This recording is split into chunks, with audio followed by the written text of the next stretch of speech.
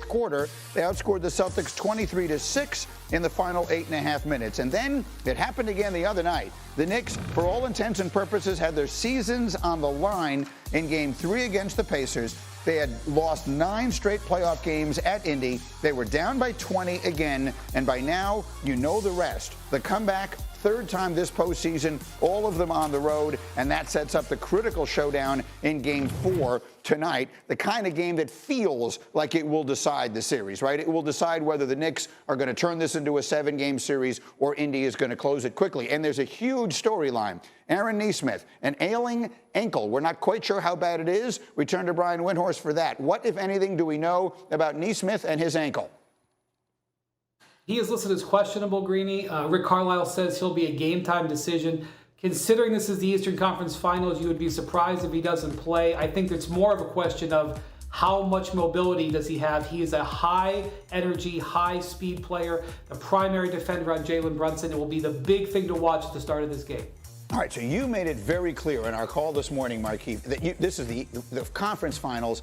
He's going to play. If he can walk, he's going to play. For sure. But let's live in a world where his condition, he just is hampered to whatever degree. He has made life miserable for Jalen Brunson in this series. So if he's not at his best, how does it affect tonight's game? When you say make life miserable, Jalen Brunson has still have great games. Yes. No, Aaron Nesmith have did a great job of just being a pest and being on them. But they had other guys. I mean, quite frankly, nobody's going to stop Jalen Brunson from scoring, but the energy that Nesmith brings offensively and defensively is the key to this game. He won Game 1 basically by himself with all those threes, and then the rest of that. How much of a factor?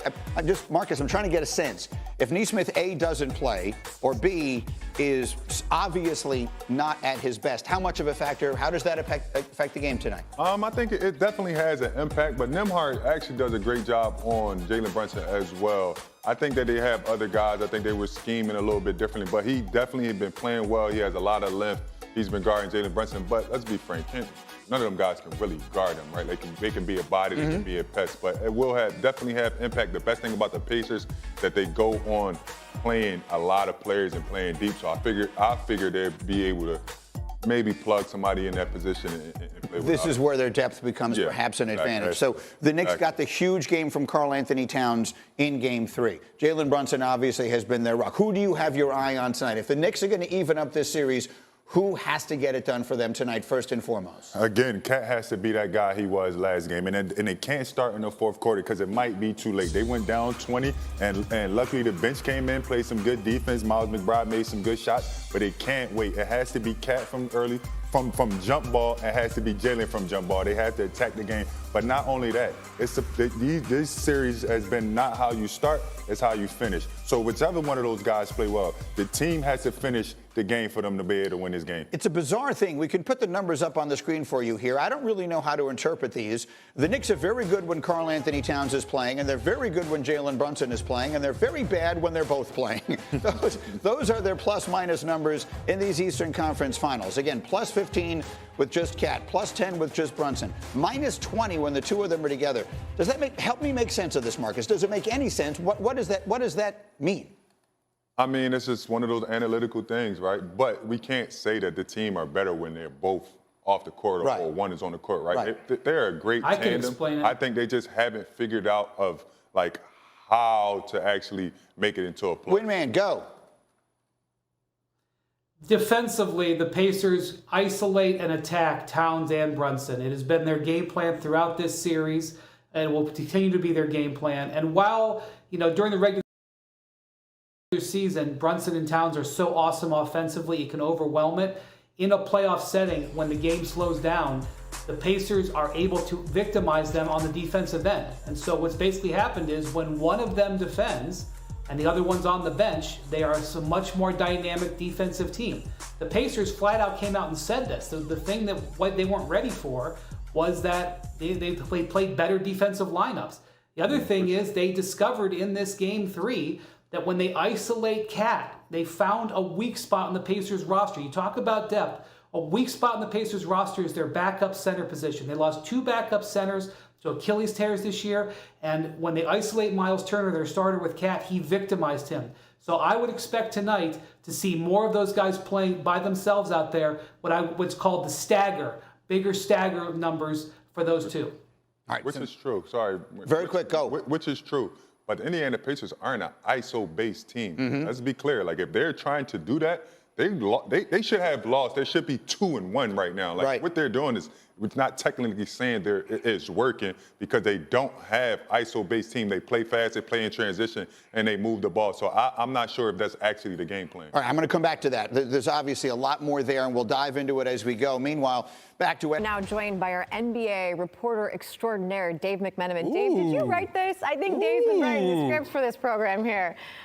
Look, you were just in the locker room because you have the Timberwolves side of the story here. You had the chance to talk to Anthony Edwards. How is he processing this loss tonight? And Nicole, it was really interesting to hear him tell me that he didn't feel like he struggled in Game 4 despite the result because he felt like he executed the game plan the right way, not trying to force things. They were having guys sit in the gap, so anytime he'd turn the corner, there was a double team, a triple team, and he was finding open shooters. And certainly you look at the success of guys like Dante DiVincenzo and Jaden McDaniels. They were hitting the outside shot and keeping the Wolves in the game, many times off of Edwards' feeds. But at the end of the day, we're talking about a guy who can put up major scoring numbers. He had the second fewest points he scored all postseason. He tied for the second fewest amount of shot attempts. And quite frankly, if this team is going to win, they need him to do more. And that includes his turnovers. He didn't address his turnovers being part of his struggles, but he led the team with 5 along with Julius Randle. Both of their leaders had tough nights, and now they find themselves in the situation down 3-1. You didn't expect him to have just 2 points at the half. Like, that was just sort of mind-blowing there. Look, you've been covering this team through the last 2 rounds, and they've won by a lot, they've lost by a lot, and tonight was very close. And in that way, it felt particularly crushing. So when you were talking to them, what is their level of confidence as they now have to head to OKC with their season on the line? Yeah, speaking to Nickeil Alexander-Walker after the game, he's another guy who had a strong night in Game 4. He pointed to several points throughout the regular season where it looked like everything was going negative for us.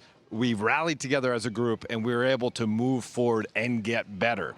And this is clearly another situation that they find themselves in, the most dire that they've been in yet. But he remembered a game that they had in Phoenix late in the year, and Chris Finch addressed the group, and from that point on, they go 17-4 to finish off the regular season. You can point to when they were 1-1 against the Lakers and rallied to win 2 close games to go up 3-1 in that series. You can point to the Golden State series where it was almost looking like a 2-2 series.